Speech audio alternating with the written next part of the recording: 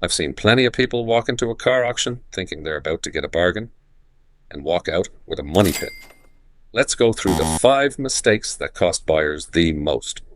Number 1, not checking the title status. If it says salvage or rebuilt, you need to know why. Some of these cars have been written off for flood damage or major crashes. Those problems don't disappear just because the paint looks shiny in the photos. Number 2, skipping the inspection. Most auctions let you check the car in person before bidding.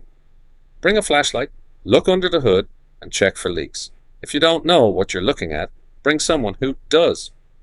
Number 3, getting caught in bidding fever. You set a budget before the auction starts and stick to it. I've seen people pay more than retail because they got competitive and forgot the point was to save money. Number 4, forgetting about fees.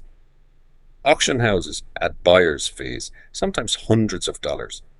That bargain you thought was $5,000 could suddenly be $6,000.